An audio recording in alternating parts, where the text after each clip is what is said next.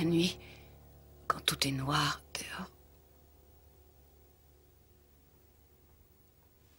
j'ai peur et c'est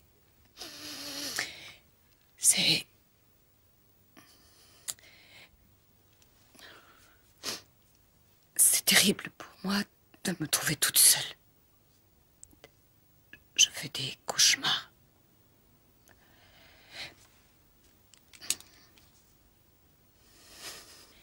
J'ai de moins en moins envie de voir mes amis et ça m'ennuie. Je sais que je fais beaucoup de tort à ma famille. J'ai peur pour notre avenir à tous et pour le mien surtout. Candy. Je ne sais pas ce qui m'arrive. Je me croyais normale et posée. Je menais une vie tranquille. J'étais très stable, un peu effacée et tout d'un coup, j'ai basculé. Dites-moi ce qui s'est passé.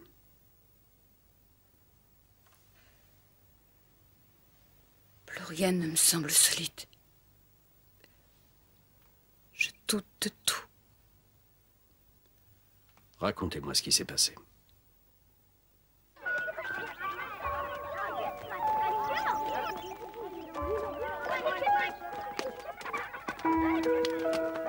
Un jour, des bûcherons sont venus sur la colline. Ils ont regardé le plus haut des arbres et ils ont dit « Celui-là fera un très bon bateau ». L'arbre les a entendus et il a crié, mais les bûcherons l'ont coupé au ras du sol. Il est devenu le bateau dont Saint-Pierre se servait pour prêcher l'évangile.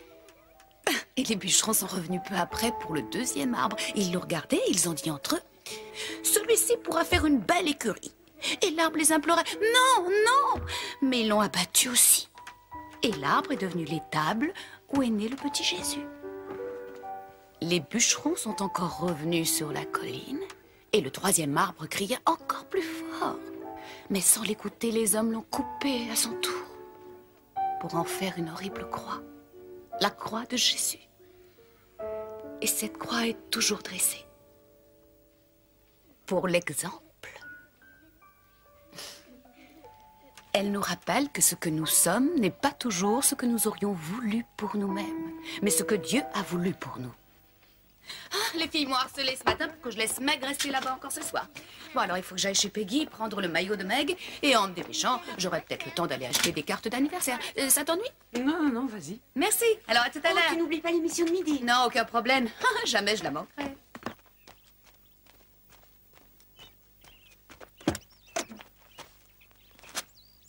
Et dans la nuit, Washington est arrivé. Où est maman? Elle sera là. Elle l'a promis.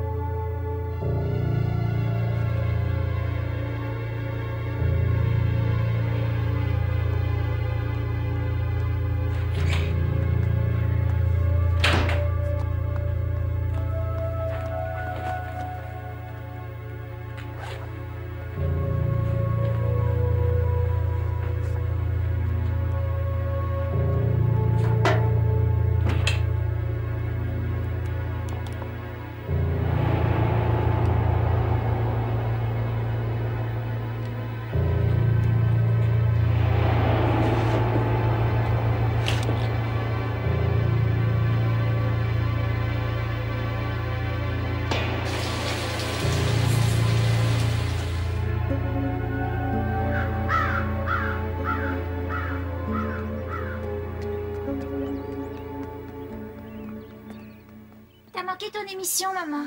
Je suis navrée, chérie. Je suis passée chez Peggy et on a échangé les dernières nouvelles. J'ai cru que j'avais le temps d'aller acheter mes cartes d'anniversaire et puis, une fois arrivée là-bas, j'ai vu que ma montre ne marchait plus. Excuse-moi, ma chérie. Ça fait rien.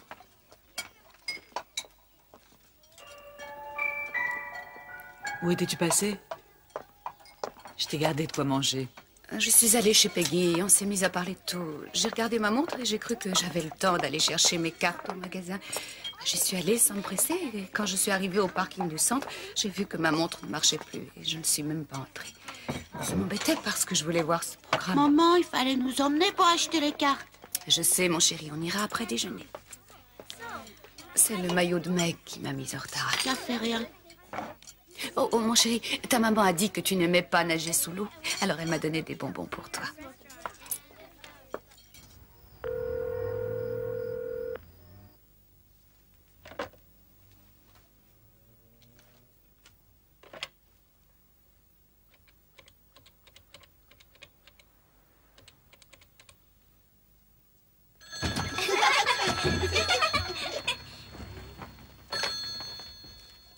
Non, je réponds.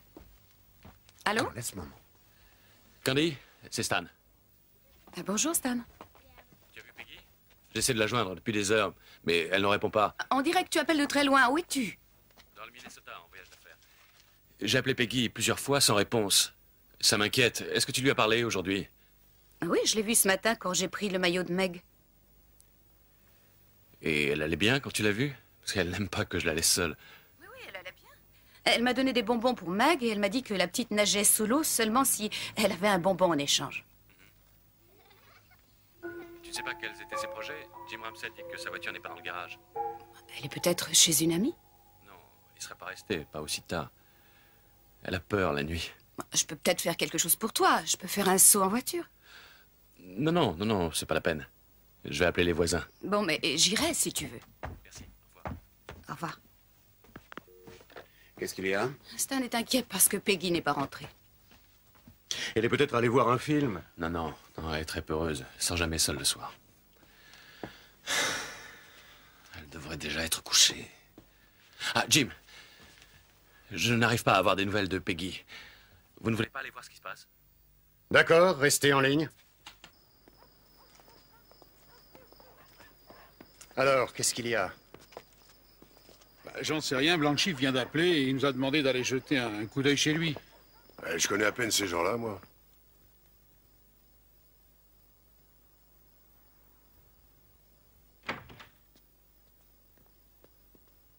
Tiens, la porte n'est pas fermée.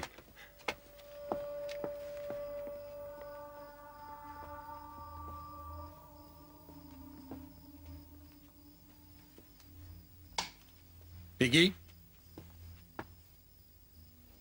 Peggy? Peggy?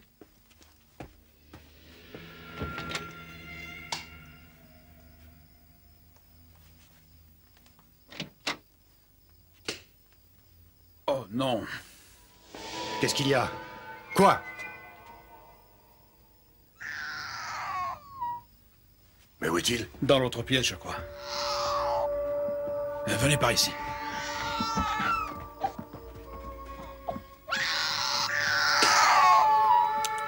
Voilà. Du calme. Faut Il y a pas quelque rester chose là. d'anormal. Emmenez-le. Je l'emmène chez moi. Oui, et nous, on continue.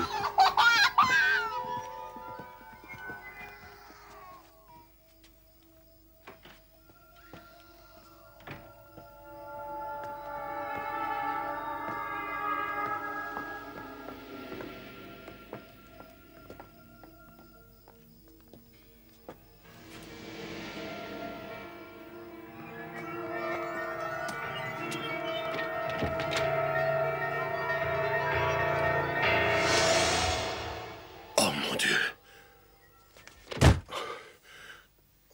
Non, n'y allez pas. Elle est morte. C'est horrible à voir.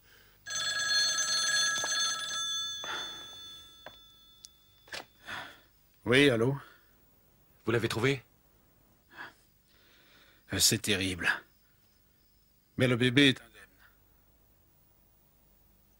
Peggy, comment est Peggy? Je suis désolé, Stan.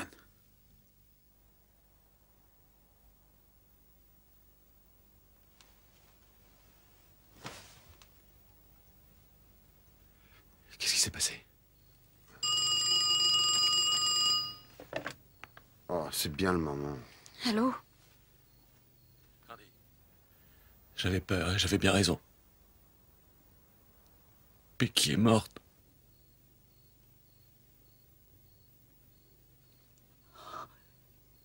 Mais comment?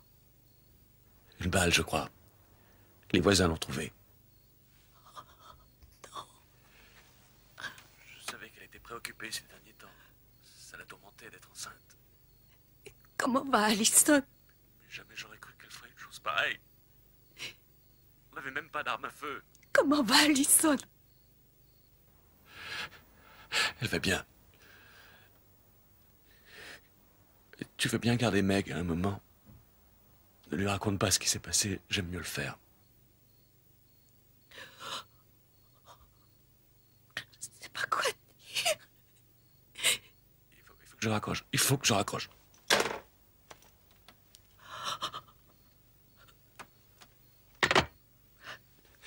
Elle est morte? Oh, Seigneur. Oh, oh.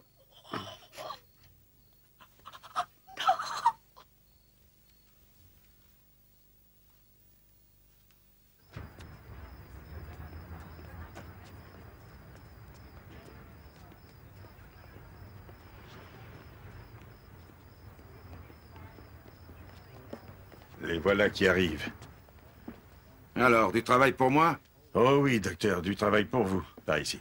Une femme qui s'est suicidée? Non, elle a été tuée à coups de hache. Le type qui a fait ça devait être couvert de sang. Il a peut-être pris une douche avant de repartir. Bon, on va la transporter au labo. L'orbite et la pommette avaient été mises en morceaux, au point que le globe oculaire était passé dans le creux du sinus. En poursuivant mon examen, j'ai trouvé une énorme blessure béante qui allait d'une oreille à l'autre. Elle était si profonde et avait été portée avec tant de force qu'elle avait pénétré dans la boîte crânienne, projetant hors de celle-ci la moitié du cerveau, qui est tombé sur le sol. Sur la face arrière du crâne, j'ai trouvé 3 blessures, qui m'ont étonné, toutes les 3 par leur drôle de forme. Je ne vois qu'une seule explication possible. La hache s'est incrustée dans la tête. Et l'assassin a eu du mal à leur tirer pour la reprendre en main.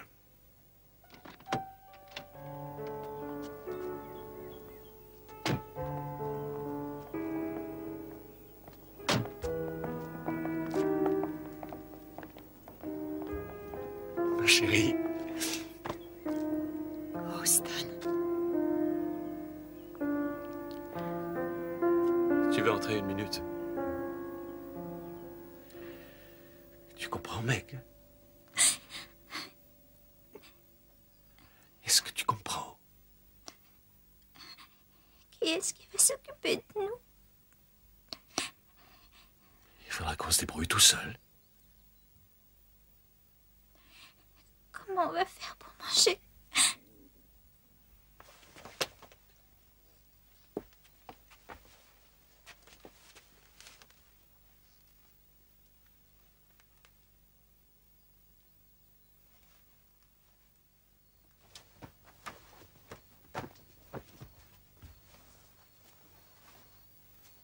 Comment tu t'es fait cette éraflure? Dans la cuisine. Tu sais comme je suis maladroite.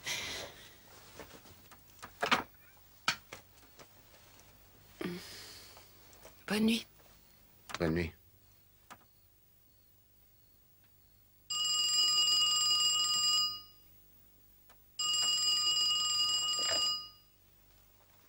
Allô?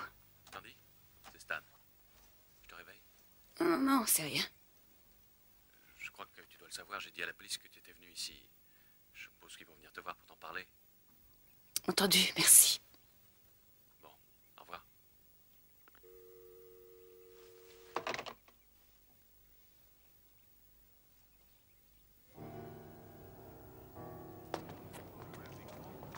Utiliser une hache, ça ne tient pas debout. Il est complètement dingue. Oui, mais pourquoi une hache? Et pourquoi frapper 44 fois sa victime? Pour repartir couvert de sang, on risque d'être vu de tout le Mike monde. Non, Mike, j'aimerais vous parler une minute. bien sûr, vous pouvez tenir le coup. Ah oui, ça va. La police m'a demandé de passer au commissariat dès que possible et cet après-midi. Ah oui. Pourquoi ils veulent me voir? Non, rien du tout, ça c'est la routine. Oui, la police interroge tout le monde dans un cas comme celui-là. Chérie, tu viens? J'arrive tout de suite. Et dans le cas présent, le meurtrier est un homme très robuste, alors ça ne peut pas être vous. C'est clair. Merci. Ne vous en faites pas. Madame Morrison, on voudrait que vous nous disiez ce que vous avez fait et ce que vous avez vu vendredi. Le plus petit détail peut nous être utile. Entendu. D'abord, j'ai conduit mes enfants au catéchisme et je suis repartie de l'église immédiatement. J'étais chez Peggy autour de 10 heures. Elle était en train de boire un café tout en cousant quelque chose. Une étoffe jaune. Mais elle a posé son ouvrage et alors on a bavardé, on a parlé des enfants, de l'école. Et ensuite, après un moment, on est sortis pour jouer avec leur chien. Ils venaient d'avoir une portée de petits très mignons. Et après avoir joué quelques minutes, on est retourné à l'intérieur. J'ai pris le maillot de Meg et Peggy m'a donné une serviette rouge foncé. Et aussi un petit paquet de bonbons pour récompenser Meg si elle mettait la tête sous l'eau. Elle ne le ferait pas autrement. Qu'est-ce que vous portiez? J'avais une blouse marron et un jean bleu clair. Et comme chaussures? Des tennis blancs. À semelles de caoutchouc? Je vous demande pardon? Des semelles de caoutchouc? Oui. Vous avez ces chaussures? Non, pas sur moi. On aimerait les voir pour les comparer aux empreintes qu'on a pu relever dans la maison. Je vous les apporterai. Acceptez-vous de vous soumettre à un test sous hypnose? Vous retrouverez peut-être quelque chose, n'importe quoi. Oui, bien sûr, si vous croyez que je pourrais vous être utile. Merci, vous êtes très aimable. Candy, je vous présente monsieur et madame Merriweather, les parents de Peggy. Bonjour, madame. Je voudrais tellement pouvoir faire quelque chose pour vous. Merci, enchantée de vous connaître. Je connais le chemin, oui. Merci d'être venu.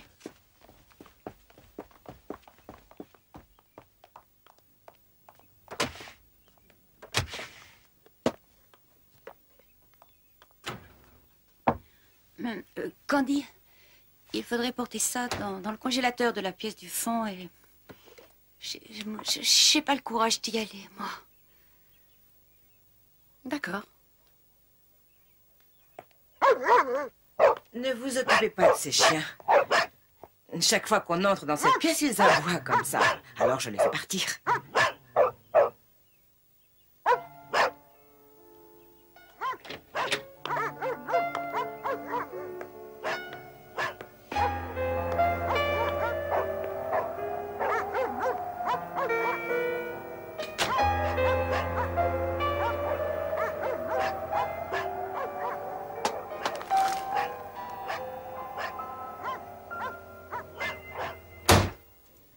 Bon, alors, parlons du congélateur. Il y a une trace de main, et on a eu de la chance. On a pu relever l'empreinte d'un pouce. Mais, alibi ou pas alibi, je crois qu'il faut voir le mari de près. Monsieur, vous pourriez peut-être commencer par nous parler de l'humeur de Peggy le matin du 13. Elle était un peu dépressive. Pourquoi ça? Elle avait une peur bleue d'être enceinte, parce que ses grossesses se passaient mal. Elle n'aimait pas non plus rester seule, et je devais faire un voyage ce jour-là, et elle bougonnait parce que je m'absentais. Normalement, votre femme avait peur de rester seule? C'est pas tellement qu'elle avait peur. Elle était souvent de mauvaise humeur. Je vois. Mais est-ce qu'elle avait peur pour son mariage? À une époque, peut-être, oui, mais nos rapports étaient devenus bien meilleurs. Bien. Je vous demande pardon, mais savez-vous si des hommes lui avaient fait des avances? Pas que je sache. Savez-vous si votre femme avait une liaison avec un autre homme? Non. Et vous, monsieur Blankenship, vous la trompiez?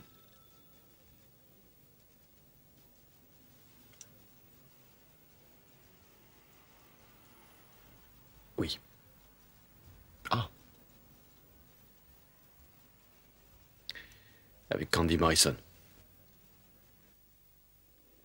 Si vous deviez vous décrire, qu'est-ce que vous diriez?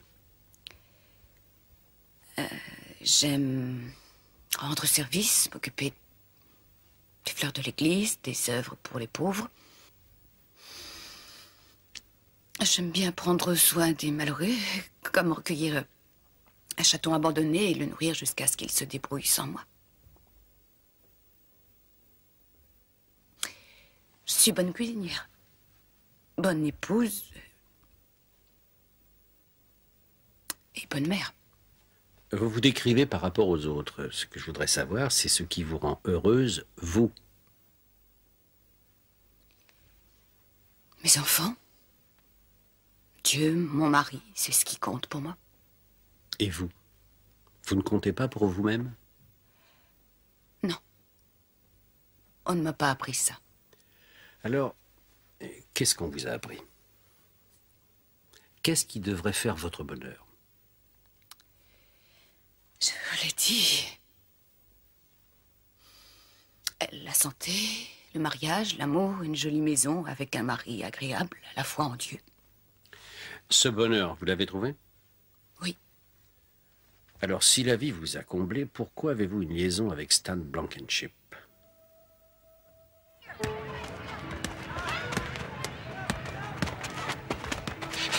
On ne peut pas occuper le même terrain et au même moment.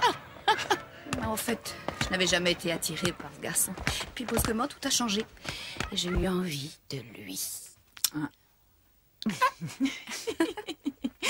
Alors, quelle va être ta décision? Comment? Quelle va être ma décision? Tu vas avoir une liaison avec lui?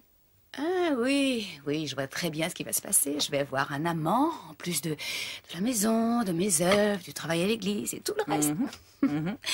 Ouais. J'ai envie de rêver un peu, une dose infinitésimale de rire, mais c'est tout. Je te jure, ça n'est pas plus.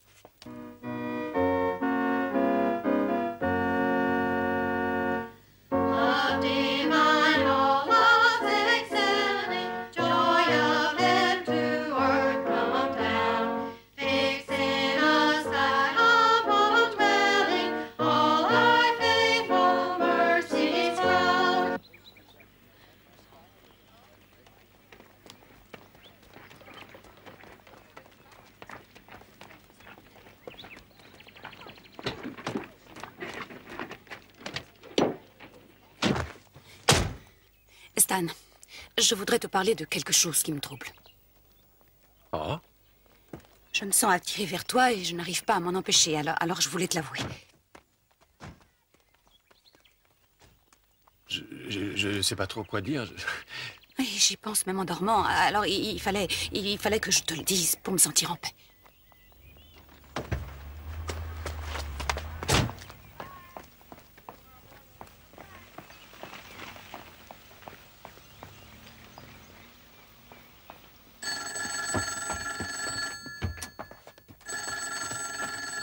Allô?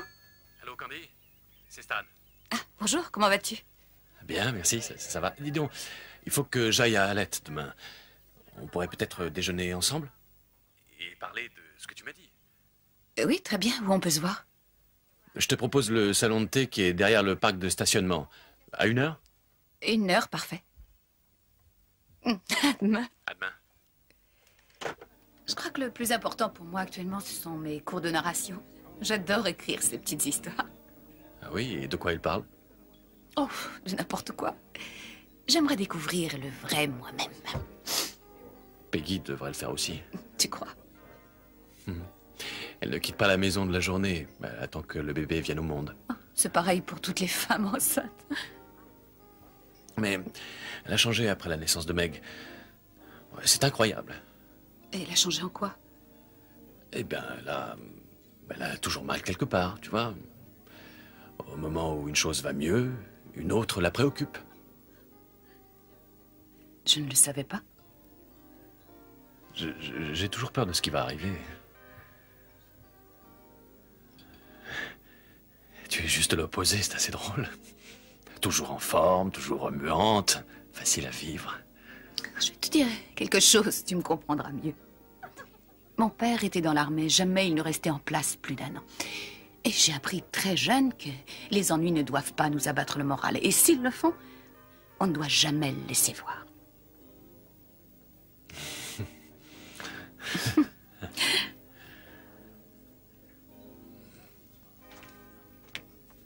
Qu'est-ce que c'est? Joyeux anniversaire, Candy. Comment tu sais que c'est mon anniversaire? Je me rappelle l'année dernière. C'est gentil, tu es un amour. Oh, que c'est mignon.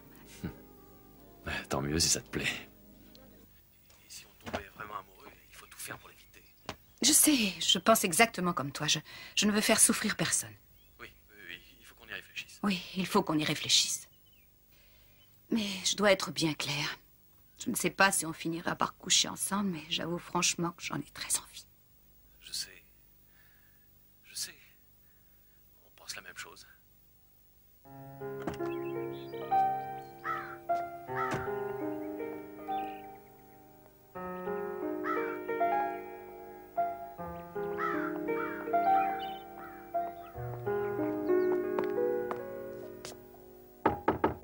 Entrez. Bonjour. Bonjour. On couche ensemble comme des adultes raisonnables ou alors non? Ah, j'admire ton sang-froid. Tu es vraiment forte. Je suis sûre que je peux me contrôler. À toi de voir si tu le peux aussi.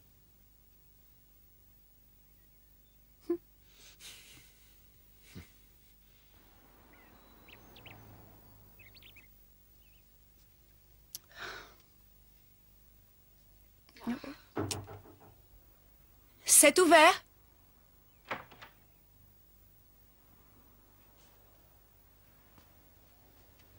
Bonjour. Bonjour.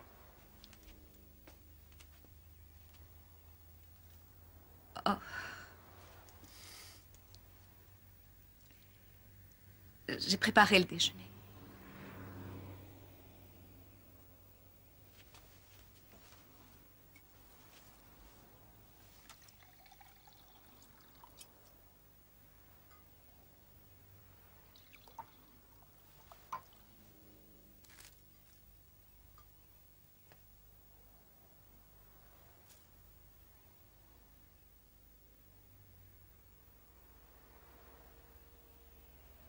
Peut-être qu'on devrait déjeuner et oublier le reste.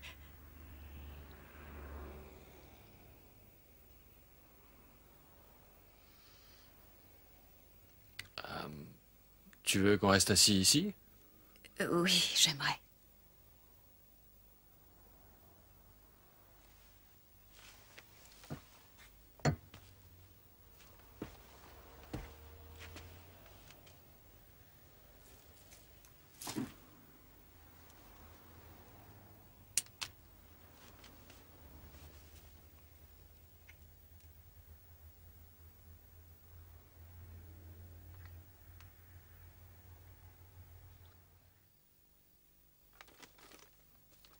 Moi, je suis un scientifique et je crois que je n'ai rien compris.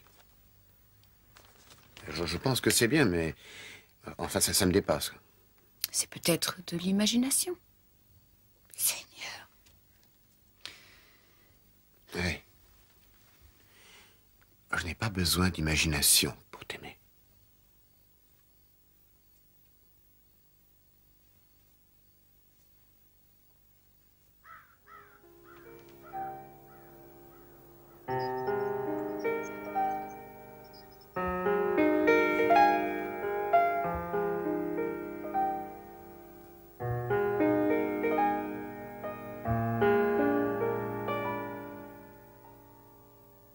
Peut-être qu'on s'apporte réciproquement ce qui nous manque dans nos mariages.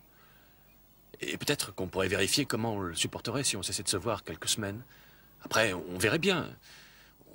On pourrait se rencontrer une fois par mois, plutôt que tous les 15 jours. Oui, puisque tu me laisses décider moi-même, alors je décide. Désormais, on ne se voit plus. Bon, c'est d'accord pour moi. Je tiendrai le coup. Tu sais qu'on restera bons copains. Oui,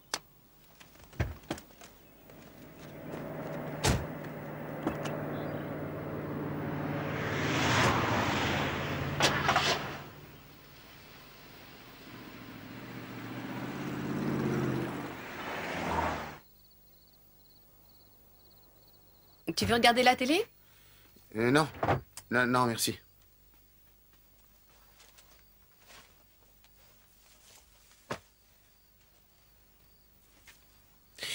J'ai cru que je pouvais te dire ce que j'éprouve dans une lettre.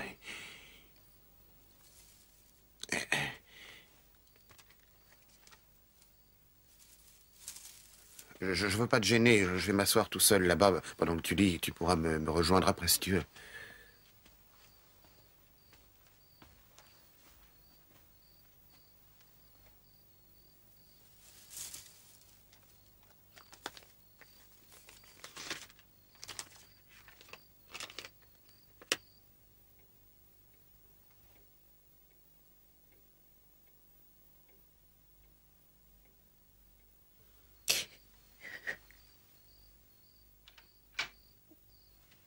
Candy?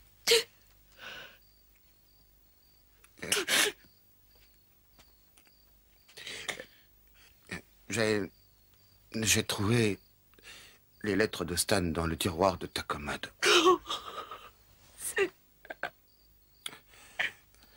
Tout est ma faute. C'est moi qui t'ai négligé. Je t'ai forcé à retrouver l'amour dans les bras d'un autre homme. Je veux que notre mariage soit une réussite. J'oublierai ce qui vient de se passer. Je t'aime fort, Candy. Ces roses sont la preuve de ce que je pense. Ça me fait honte à tel point. Non. Je te jure, je n'ai jamais voulu te faire du mal, ni aux enfants. Oui, je sais.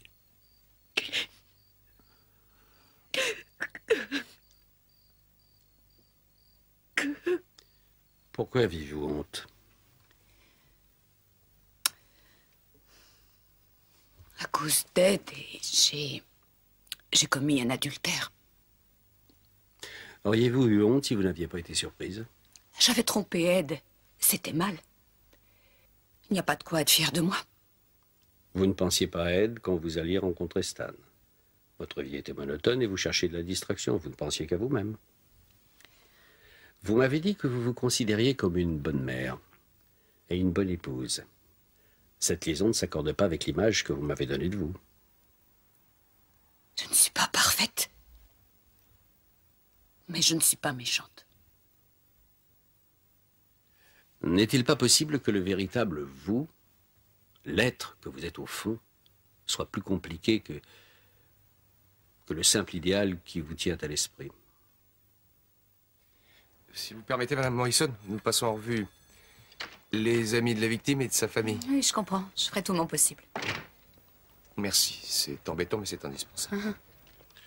C'est très aimable à vous d'être passé nous voir, madame. Oh, pas de problème. Je sais que vous avez des enfants qui vous attendent à la maison.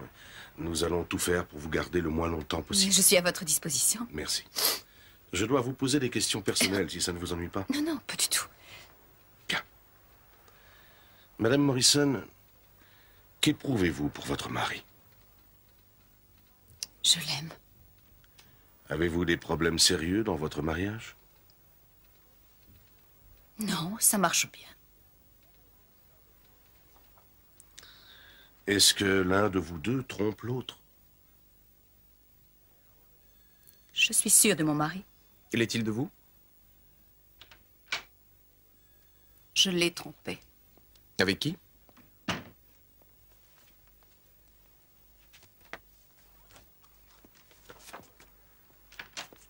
J'ai trompé Ed avec Stan Blankenship.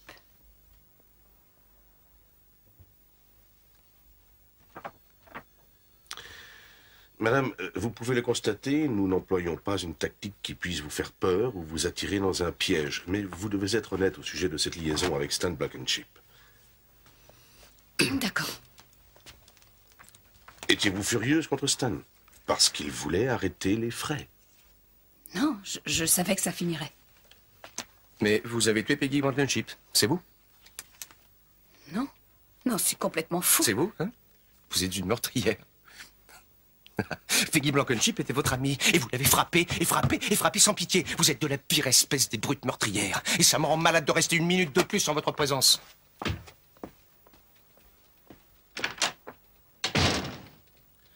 Je crois qu'il y a quelque chose que vous avez envie de me dire. Je vous écoute. Je ne l'ai pas tué. Oui, mais le jury peut croire le contraire. Si moi, je lui montre que c'est votre empreinte, et si je lui prouve que les traces trouvées dans la maison des Blankenship proviennent de vos chaussures, j'aimerais conserver ça un moment. Et j'aimerais aussi avoir celle que vous portiez ce jour-là. C'est trop facile. Vous me manipulez pour me faire admettre que je l'ai tué. Bien. Si je me trompe, je vous devrai des excuses. Eddie! Je suis là, chérie. Il croit que je l'ai tué.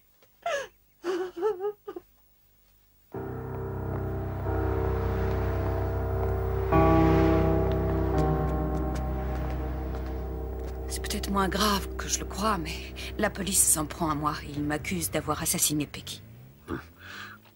Grossman, pourquoi est-ce qu'il pense ça? Sans doute parce que je suis passée là-bas ce matin-là. Il faut que tu parles à Mike de ta liaison. Comment ça, une liaison avec qui? Eh bien, Non, attendez. Ne m'en dites pas plus. Avant tout, il faut que ce soit moi qui vous défende. D'accord? Autrement dit, nous devons conclure un engagement formel.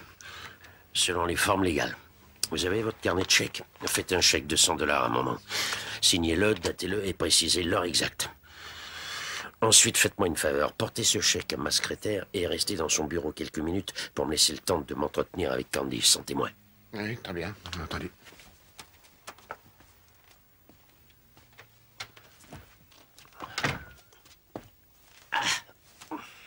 Alors, madame, j'aimerais que vous soyez très franche.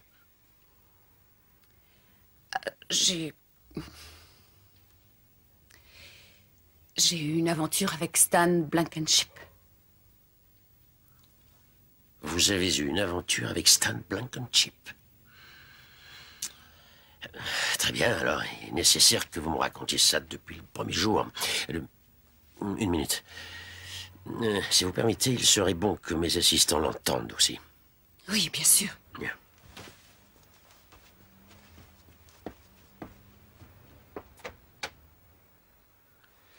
Alors, la police déclare qu'elle a les empreintes de votre pouce et celles de vos pieds retrouvées sur place.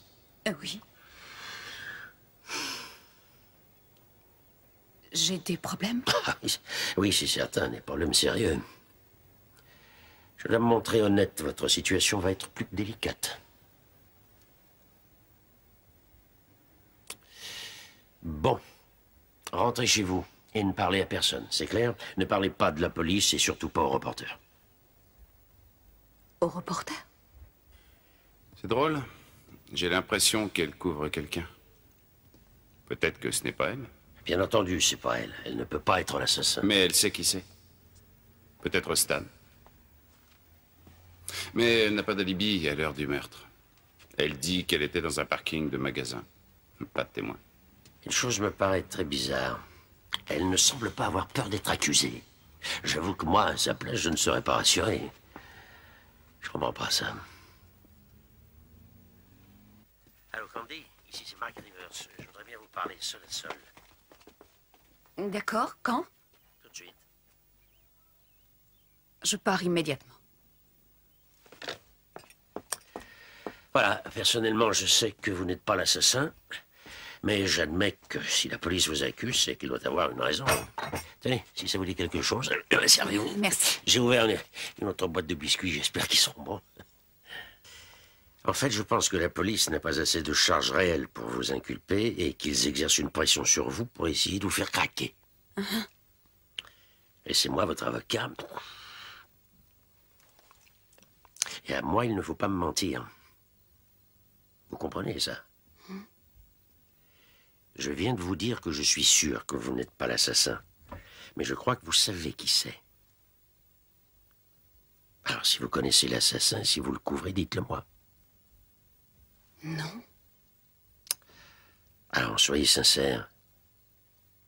Est-ce que c'est Stan? Il faut que vous me le disiez. Vous avez vu quelque chose qui vous fait peur? Racontez-moi tout. Stan n'y est pour rien. Et comment êtes-vous sûr qu'il n'a pas tué Peggy?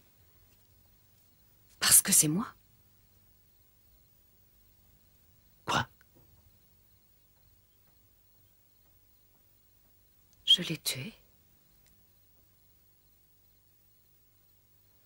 Je l'ai tué. Je l'ai tué.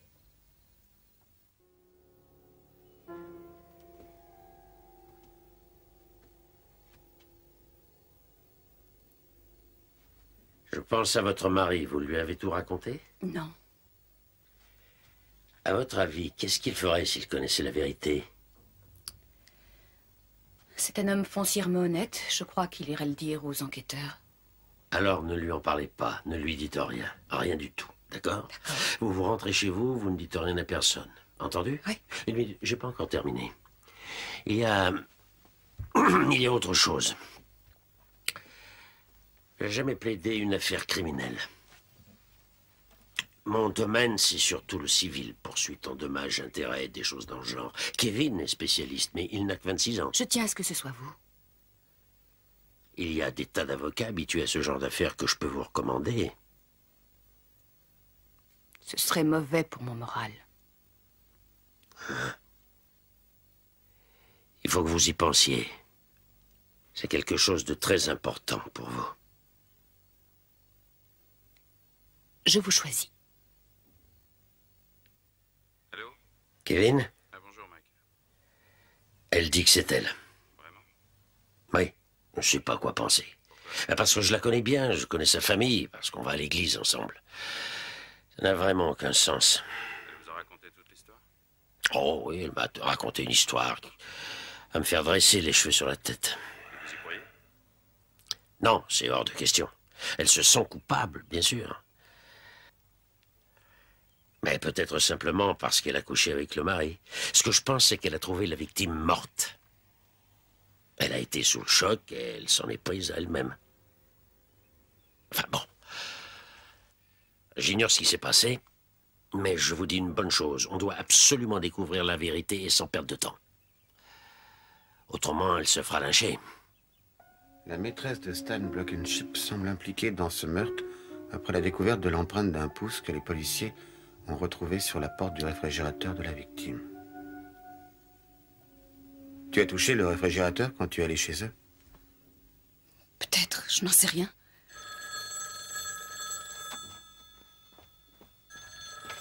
Allô? Ah, bonjour Mike. Très bien, merci de m'avoir prévenu. Au revoir. Qu'est-ce qui se passe? On va m'arrêter.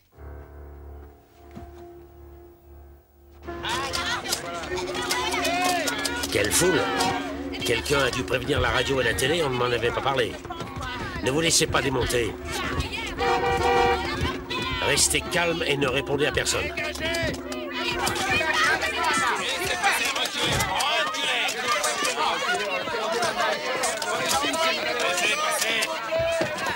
Restez près de moi. Laissez-nous passer. Fichez-moi la paix. Vous attendiez de m'arrêter? Vous êtes satisfait, monsieur Slocum? Madame Morrison, vous êtes en état d'arrestation pour meurtre. Ne dites pas un mot. Vous avez le droit de Laissez-nous garder le faire son silence, numéro mais pour la si vous parlez, télévision. tout ce que vous aurez dit pourrait être retenu contre vous quand vous passerez devant la juridiction. Juge, ce cirque n'a rien à voir avec un le avocat. C'est une mise en scène qui fait partie de notre campagne pour les prochaines Vous ne élections. pouvez pas engager un avocat, nous vous en procurerons un pour vous assister si vous désirez.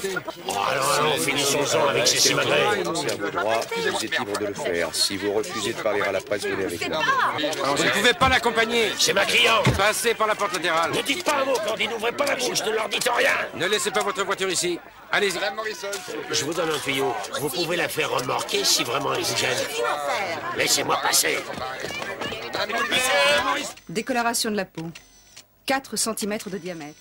Quelques traces sur le poignet gauche.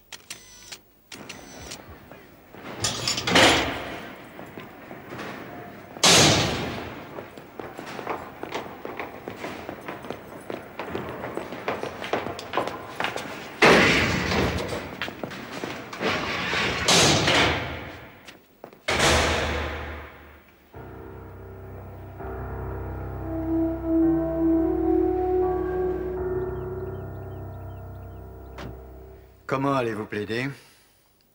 Non coupable. Non coupable. Je fixerai le montant de votre caution si vous voulez être libéré.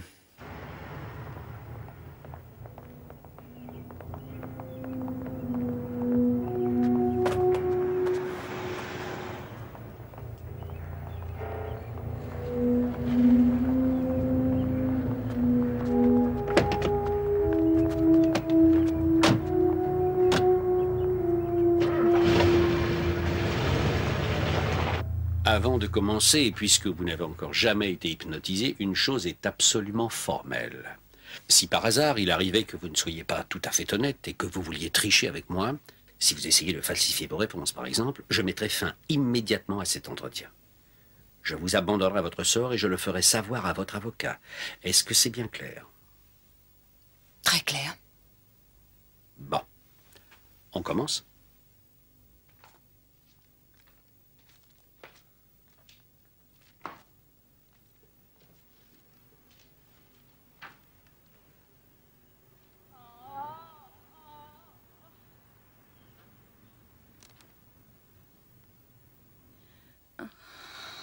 Vous êtes dans la buanderie avec Peggy. Vos pensées et vos sentiments sont très forts. Si forts qu'il faut que vous les exprimiez. 1, 2, ils sont de plus en plus forts. 3, exprimez-les, Candy. Qu'est-ce que vous éprouvez?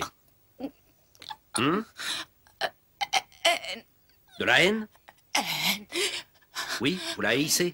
Alors exprimez vos sentiments. Ils sont de plus en plus forts. Allez. Vous la haïssez? Quoi?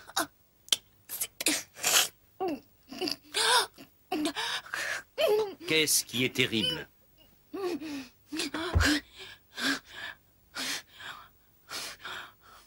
Très bien. Détendez-vous. Détendez-vous. Bon, quand je compterai jusqu'à 3... nous reprendrons la scène. Laissez-vous bien aller surtout. 1, 2, 3.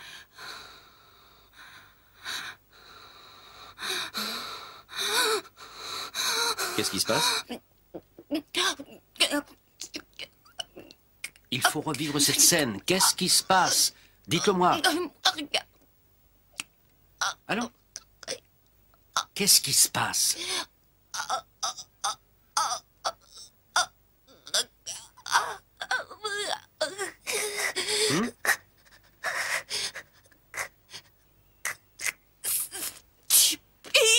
Plus fort. C'est stupide.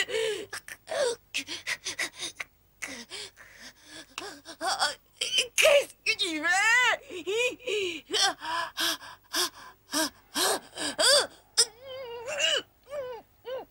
Qu'est-ce qu'il y a?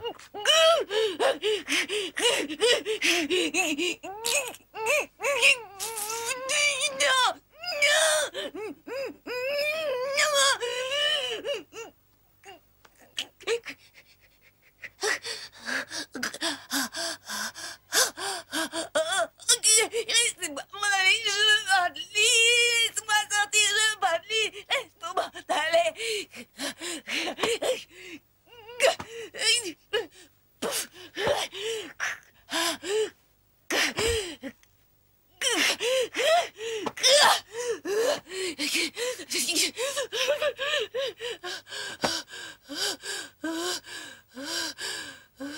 Très bien. Détendez-vous. Vous n'êtes plus dans la buanderie de Peggy. Je veux que vous vous rappeliez la première fois que vous étiez furieuse à ce point-là. Vous rappelez-vous avoir été aussi furieuse avant cette journée-là? Rappelez-vous, quand vous étiez petite. Retournez dans le passé. Loin. Cherchez dans votre mémoire. Remontez le temps. Remontez-le encore. Encore. 1. Remontez dans le passé. 2, 3. Arrêtez. Quel âge avez-vous en ce moment? Hum?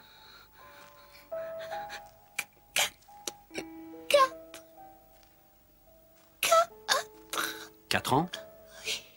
Très bien. Alors racontez-moi. Pourquoi êtes-vous furieuse à ce point?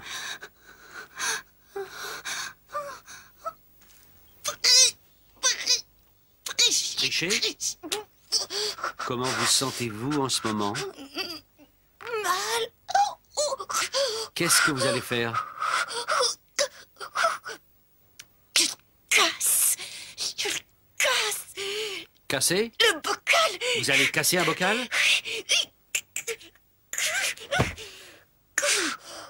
Vous l'avez cassé?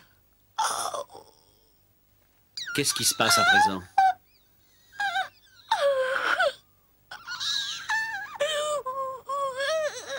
Est-ce que vous avez mal?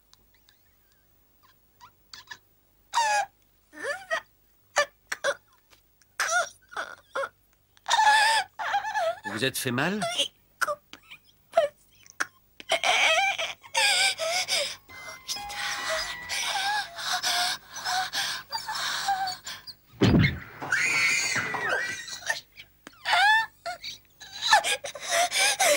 Vous voulez crier? Quand je dirai 3, vous crierez très fort. 1, 2, 3.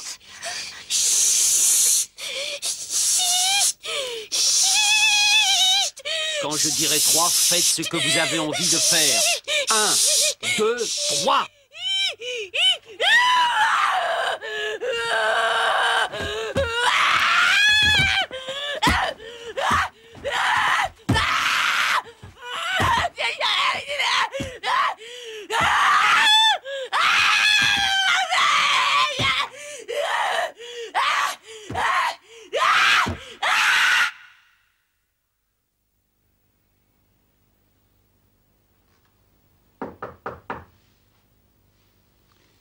Entrez.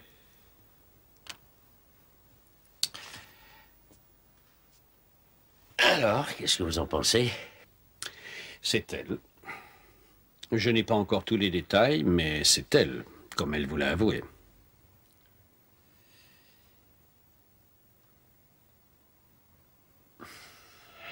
Comment je perds alors? Je plaide la folie, c'est ça? Elle n'est pas folle. Elle n'est pas non plus mentalement responsable de cet assassinat. Expliquez-vous un peu, s'il vous plaît. Elle est perturbée et repliée sur elle-même. Programmée depuis sa jeunesse pour réfréner ses propres colères, parce que les autres pourraient la juger. Je n'ai encore jamais eu l'occasion d'examiner un pareil cas. Un refus de tout porté à ce point extrême. Mais elle n'est pas folle. Si elle montrait une anomalie, ça pourrait m'intéresser de poursuivre l'étude de son cas. Mais elle n'a rien de tel. Alors ça, c'est le comble. Une femme massacre sa voisine à la hache, en pleine hystérie, mais elle n'est pas folle. Comment je vais expliquer ça, moi, à un jury, docteur? Les juges ne pourront jamais le comprendre. Cette femme a vécu pendant 3 jours après ce drame comme s'il ne s'était rien passé d'anormal. C'est toujours comme ça dans les cas dont je viens de vous parler. La prévenue et son avocat soutiennent qu'elle est innocente. Ils accusent le procureur d'être poussé par des motivations politiques liées à la proximité des élections. En effet, le mandat du procureur arrivera à échéance dans quelques semaines et le détenteur actuel du poste sera soumis à réélection. Si vous avez lu les journaux ou regardé la télé, vous savez tous qu'une liaison amoureuse est mêlée à ce drame. Madame Morrison a commis une faute. Toutefois, ce n'est pas pour cette faute qu'elle est jugée ici. Je ne vous demande pas de lui pardonner, et elle non plus. Mais je vous demande de prendre votre décision en fonction des éléments objectifs qui vous ont été présentés sans tenir compte des implications sentimentales. Il serait prématuré pour moi de vous exposer à ce stade de la procédure la manière dont je vois les choses. Mais il y a une vérité qui s'impose à nous et qui constitue la base même de ce procès.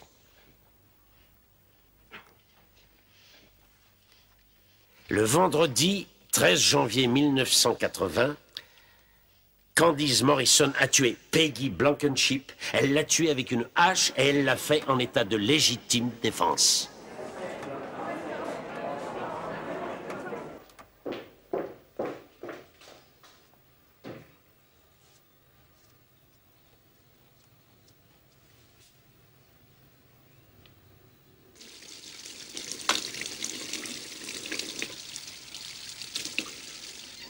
Alors, vous avez déjà dit au jury que vous connaissiez l'accusé depuis à peu près 2 ans et demi, c'est bien exact?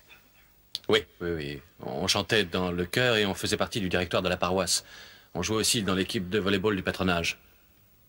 Dites-nous si vos relations personnelles avec l'accusé ne sont pas devenues plus intimes qu'une simple participation aux activités de la paroisse. Oui, c'est exact.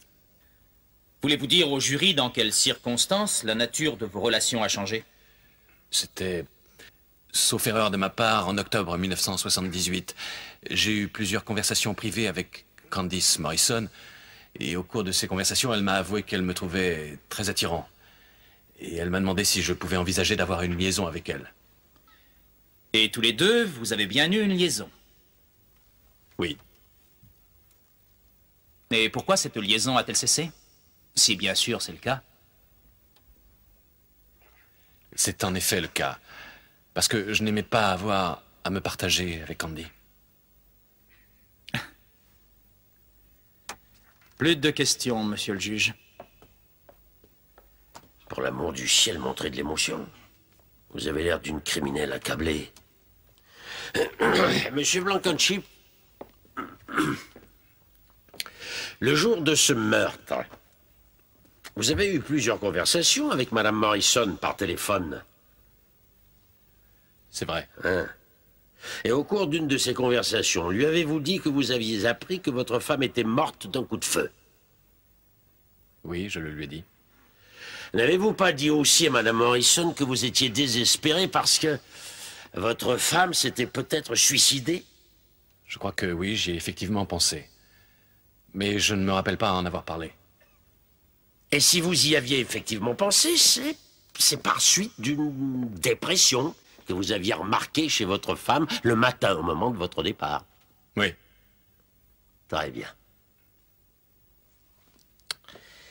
Voulez-vous être franc, Monsieur Blankenship, et décrire votre liaison avec Madame Morrison comme une aventure sans beaucoup de sentiments entre vous deux?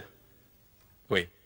Vous n'avez jamais parlé mariage entre vous, ni envisagé de quitter vos familles respectives pour vivre ensemble? Non. Monsieur Blankenship, la mort de votre femme, quelle que soit la façon dont elle s'est produite, pourrait-elle signifier que Candice Morrison et vous allez reprendre votre liaison? Non. Pas d'autres questions? Vous pouvez vous retirer. Vous devez vous passionner pour tout ce qui se passe au tribunal. Vous devez faire semblant, en tout cas. C'est sans intérêt. Vous devez réagir. Vous devez montrer beaucoup d'émotion. Le jury veut voir devant lui une femme qui a des problèmes. Le jury doit me voir comme je suis. Je ne suis pas démonstrative. Ce n'est pas mon genre de pleurer. Vous ne comprenez pas. Vous devez montrer vos émotions. Vous vous battez pour votre vie. Vous prenez des remèdes? Prenez des tranquillisants? Non, dites-moi la vérité, je dois le savoir. Je ne montre pas mes émotions. Ah, ben c'est pourtant le moment. Écoutez-moi bien. Vous ne prenez plus la moindre drogue. Vous arrêtez ça, et tout de suite. Compris?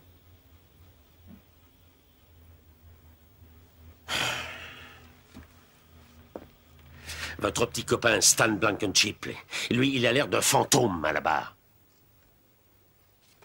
Le jury commence à se demander si vous aussi, vous n'en êtes pas un. Kevin, venez par là.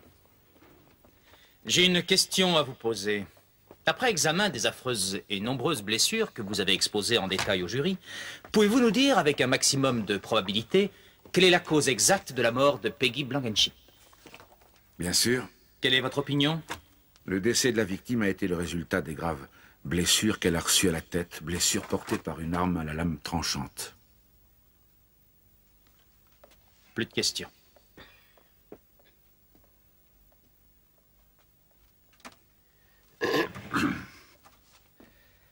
Dr. Giles,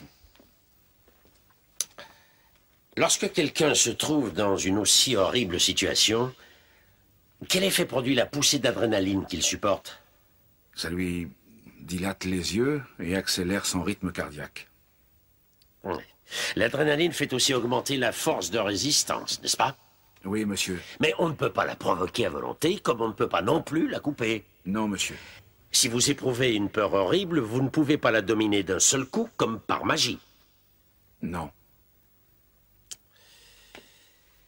Dr. Giles, avez-vous découvert un détail qui vous interdirait absolument de penser que l'accusée a pu agir en état de légitime défense quand elle a tué Peggy Blankenship? Aucun. Merci, docteur. Plus de questions.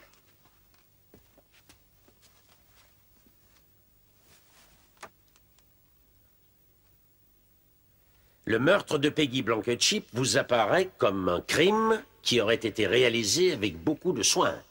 Je ne suis pas sûr de comprendre votre question. Il y avait des empreintes un peu partout dans la maison. Non, pas à ma connaissance. Il n'y avait pas d'empreintes? Pas partout dans la maison. Ah, mais il y avait des empreintes de l'auteur du crime. C'est exact. Et aussi les cheveux. Oui, monsieur. Et aussi pas mal de sang appartenant à Madame Morrison. Toujours exact. Et la hache avait été abandonnée sur les lieux du crime, c'est bien ça? Oui. Près du corps de la victime. Oui. Et le meurtre a été commis dans la maison même de la victime en plein jour, alors que des voisins pouvaient passer et S'il vous voir. plaît, une seule question. Et la hache n'est sans doute pas l'arme la plus pratique pour commettre un crime, n'est-ce pas, chef? Non, probablement. On ne peut pas s'en servir aussi vite et aussi efficacement que d'un couteau, ou que d'un revolver, ou que d'une paire de ciseaux. Non, monsieur. En revanche, une hache est le genre d'arme qui peut causer à quelqu'un une terreur insupportable en quelques secondes. J'ai pas raison? Peut-être bien que oui. Peut-être bien que oui. Chef McAllister, si vous aviez projeté le meurtre de Madame Peggy Blankenship, auriez-vous imaginé de commettre ce crime en prenant aussi peu de précautions ou de soins? Je n'y suis pour rien. Pas d'autres questions. Pas de questions. Vous pouvez vous retirer. Vous pouvez appeler vos témoins, Monsieur Rivers. Oui, la défense est prête, votre honneur. Nous appelons le docteur Bursley. Quand Madame Morrison a évoqué les événements de son enfance au cours de mon examen, elle s'est montrée craintive. C'était terrible. Parce qu'elle révélait des sentiments qu'elle n'avait jamais exprimés. La colère, la rage, de ne pas pouvoir crier à sa guise, la peur. Pour moi, cette situation avait un rapport direct avec l'explosion de rage absolument irrationnelle de cette sinistre journée de janvier 1980, après un mouvement initial de légitime défense, provoquant tous ces coups de hache. Lorsque quelqu'un a maîtrisé ses colères durant des années, et que soudain tout remonte à la surface, il devient enragé. Excusez-moi, docteur. Votre honneur, j'aimerais vous demander un ajournement du procès à demain matin. La journée est encore loin de son terme, Monsieur Rivers. Ce serait dommage d'ajourner des présents débats sans raison vraiment valable. Très bien, votre honneur. Toutefois, je souhaite interrompre le témoignage du docteur Bursley pour rappeler à la barre la défendresse. Mais je ne crois pas que ma cliente soit capable de témoigner en ce moment précis. 10 minutes de suspension.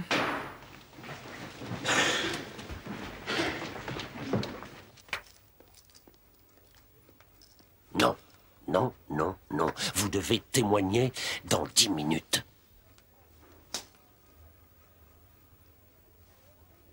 Vous devez vous extérioriser. Vous devez montrer au public ce que vous pensez et les amener à penser comme s'ils étaient vous.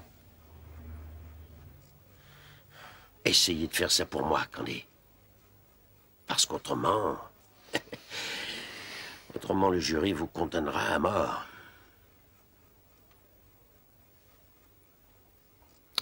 Oui, je sais que vous êtes épuisé, je le sais. C'est une pénible épreuve. Mais je sais aussi que vous êtes très forte.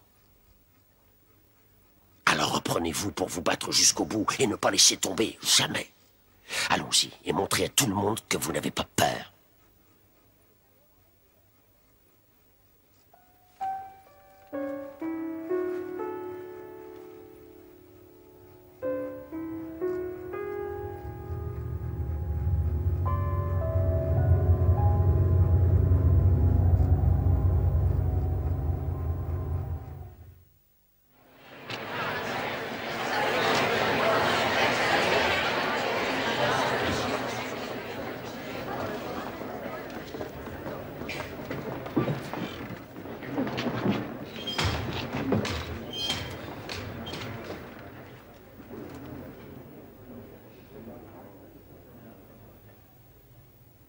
Madame, jurez-vous de dire la vérité, toute la vérité et rien que la vérité. Levez la main droite et dites « je le jure ». Je le jure. Asseyez-vous.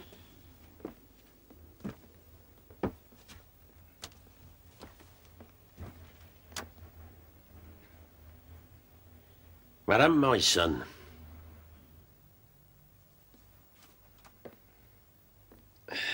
Madame Morrison, y avait-il quelque chose de particulier le vendredi 13 janvier 1980 quand vous vous êtes réveillé le matin? Non.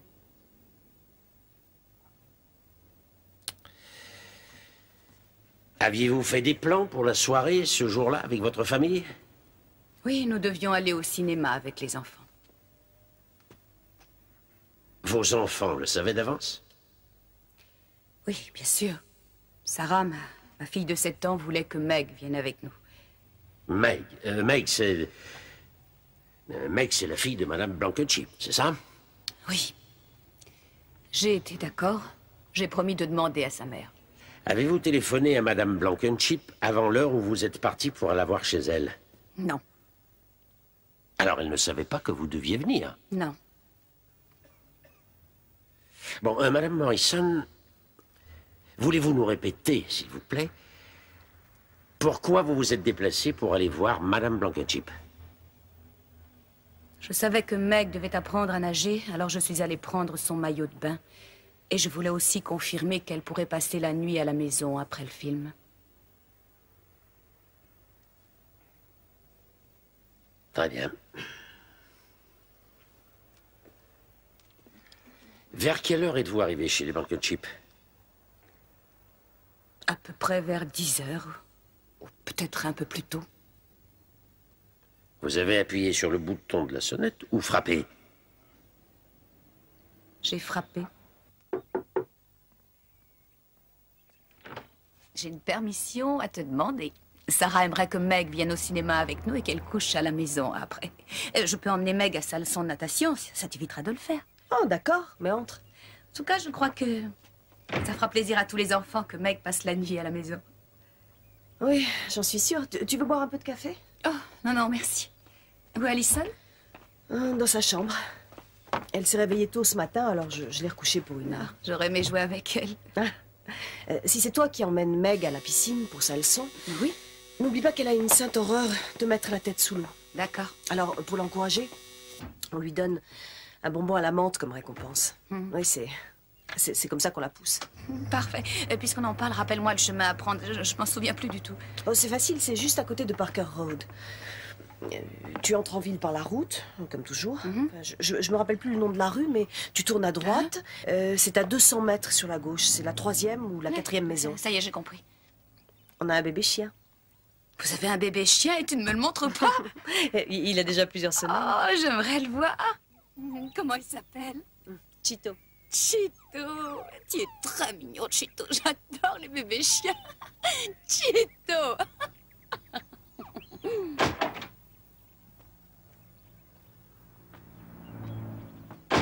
Bon, faut que j'y aille. Tu me donnes le maillot de Meg? Est-ce que tu as une liaison avec Stan? Non, bien entendu. Mais tu en as eu une, hein?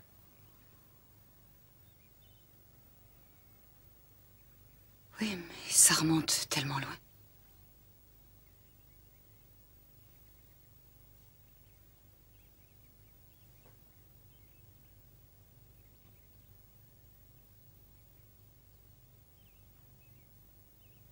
C'est Stan qui te l'a dit.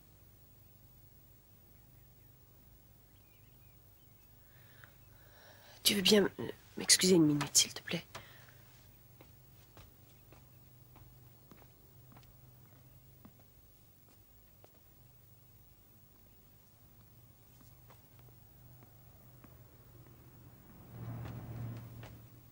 Becky, je ne veux pas que tu le revoies.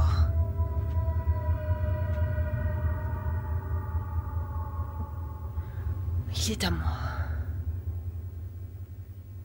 Mais c'est fini depuis très longtemps. Après ça, on ne se voit plus. Voyons, c'est ridicule. Je ne cherche pas à te le prendre. Alors ne t'approche plus de lui.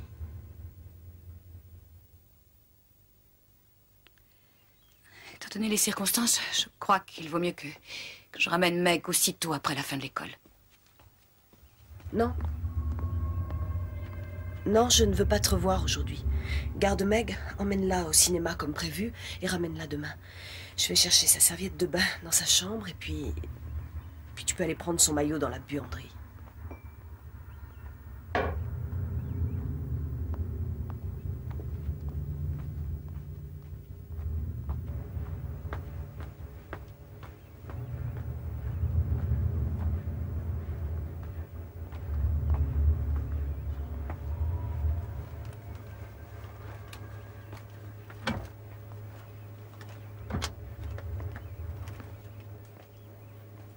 N'oublie pas les bonbons pour Meg. Oh, Becky, je suis désolée.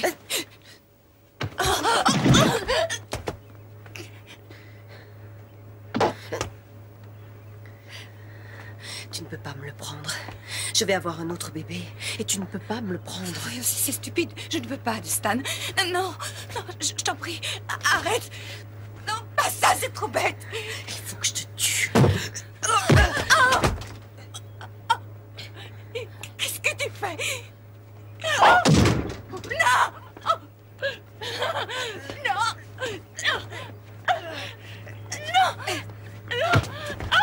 Non!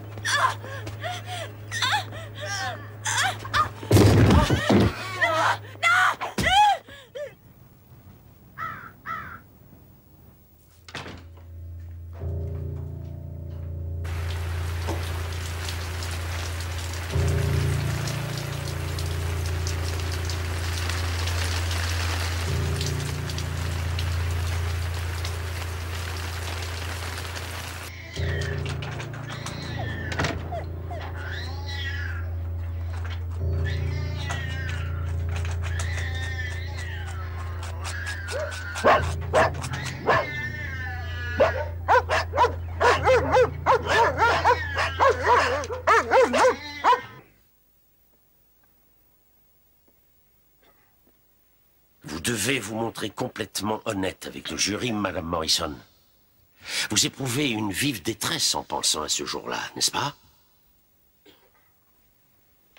Oui, en pensant à ce qui s'est passé là-bas. Pourquoi? Dites-le au jury. Dites-lui pourquoi vous éprouvez une telle détresse. Ça n'avait pas de sens. Elle avait repris Stan. Je n'arrêtais pas de le lui dire. Et elle m'a forcé à me battre pour ma vie. À cause d'elle, j'ai tout perdu. Tout ce qui était important pour moi. C'est très dur. Vous aviez une liaison avec son mari, Madame Morrison. C'est vous et Stan Blankenship qui l'avez poussé à cette explosion. Oui. Oui, c'est nous. Oui.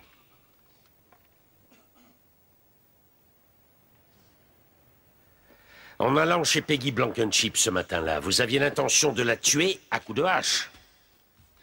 Non. Mais pourtant, vous avez tué Peggy Blankenship à coups de hache. Vous l'avez tuée, hein? Oui. Avec cette hache. Non, ne m'obligez pas à la regarder. Vous avez tué Peggy Blankenship avec cette hache. Oui. C'est la vérité. Oui. Oui. Dites-le.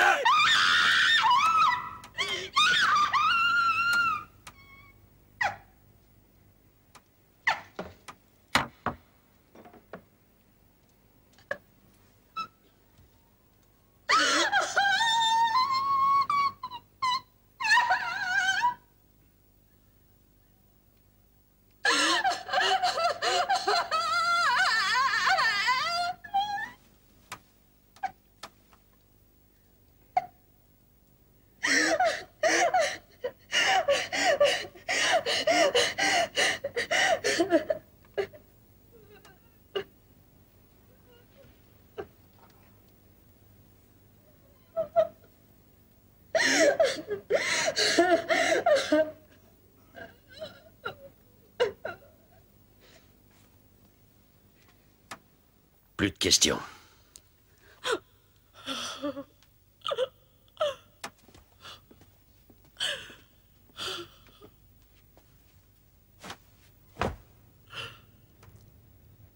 L'audience est suspendue 10 minutes.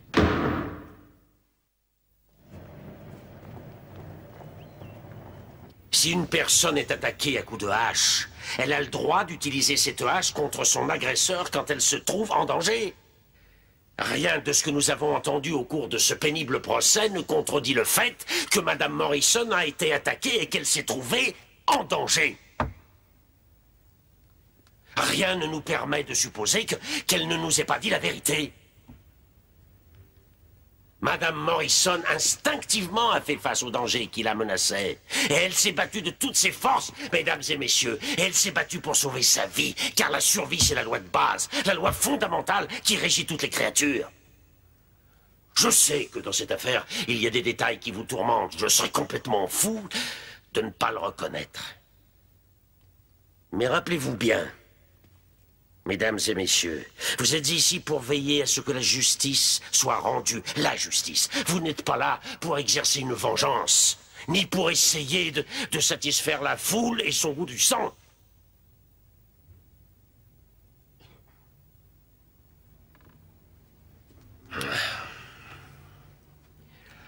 Vous avez assisté à une tragédie, comme il en arrive quelquefois.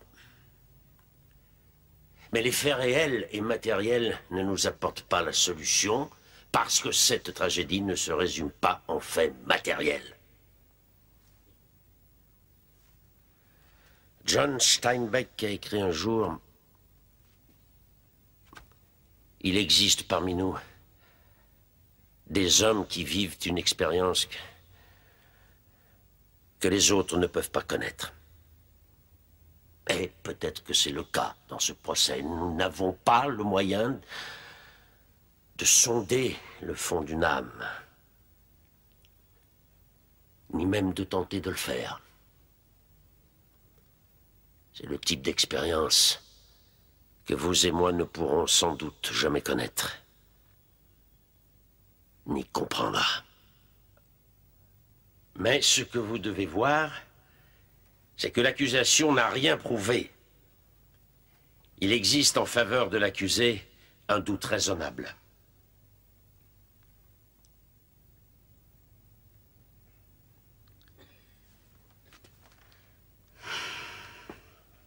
En votre âme et conscience.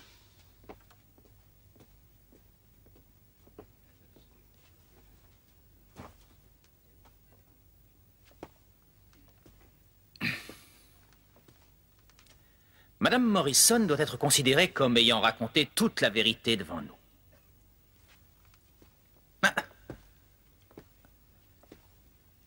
Mais nous savons qu'elle a menti à Peggy. Elle a menti à la police. Elle nous ment peut-être aujourd'hui. Aucune de ses amies n'a remarqué qu'elle lui mentait. C'est vrai. Alors, elle est une bonne menteuse. Et Peggy Blankenship n'est pas ici pour nous raconter sa version à elle, bien sûr. Si vous êtes attaqué et que vous vous battez pour vous défendre, vous n'avez ensuite rien à cacher. Mais tout ce qu'a fait Madame Morrison après son crime a démontré exactement le contraire. Vous ne donnez pas 41 coups de hache sans vous rendre compte de ce que vous êtes en train de faire. Peggy Blankenship, à un moment quelconque de la bagarre, s'est évidemment montrée hors d'état de continuer son action. Mais l'accusée ne s'est pas arrêtée, sachant très bien ce qu'elle faisait. Elle a continué d'abattre sa hache. Elle l'a même abattue plus de 40 fois. Alors comptez dans votre tête jusqu'à 40. C'est long, vous verrez. Et ce sont ces derniers coups qui ont causé la mort de Peggy Blankenship. Oui. C'est ce que les faits nous ont appris à tous. C'est sur la base de ces faits indiscutables que vous devez juger. Merci. Merci. Quelqu'un veut du thé? Non, prenez quelque chose, Candy. Ils discutent seulement depuis 2 heures. Ça peut être encore long.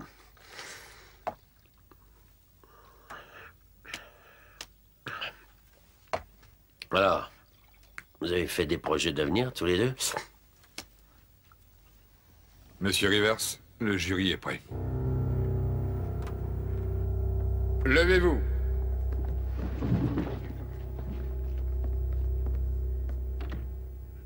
Asseyez-vous, mesdames et messieurs. Je tiens d'abord à être bien clair avec les avocats, les parties et les spectateurs. Quand je vais lire le verdict rendu par le jury, je ne veux aucune réaction de quiconque dans la salle, quel que puisse être le verdict. Je ne veux ni cri, ni mouvement. Ne croyez pas que je me méfie spécialement de vous, ce sont les instructions que je répète chaque fois. Faites entrer le jury.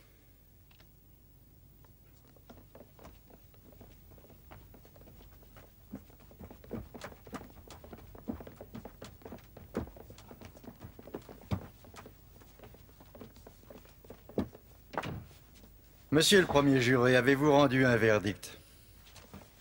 Oui, votre honneur. Je vais lire le verdict.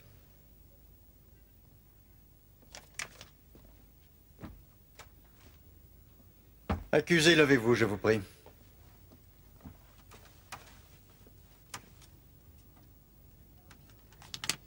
Nous déclarons l'accusé non coupable.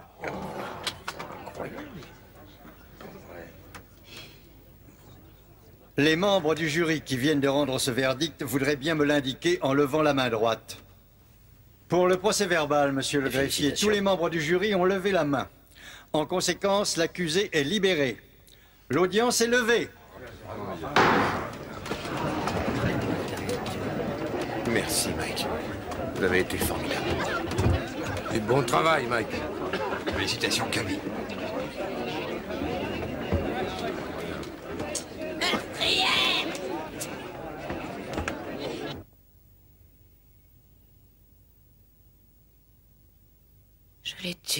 Je l'ai tué comme une folle. Oh, ça aurait pu nous arriver à tous, de la même façon. Ça ne vous est pas arrivé, mais à moi. Je l'ai tué. Oh, c'est facile de me dire que je n'avais pas de moyen de me sauver autrement. Mais la manière dont j'ai réagi, c'est terrifiant. Parce que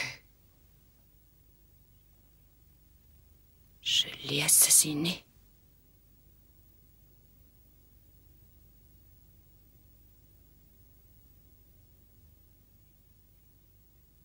Je l'ai tué d'une façon horrible.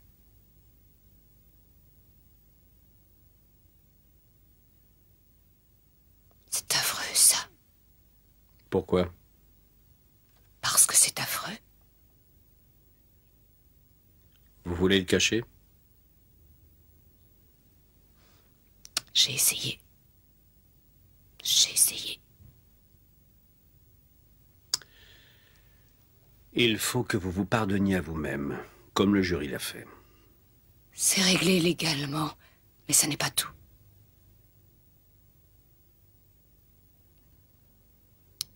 pas innocente. Je l'ai tué. Comme un monstre. Non. Vous êtes comme tout le monde. Ça devrait me réconforter un peu.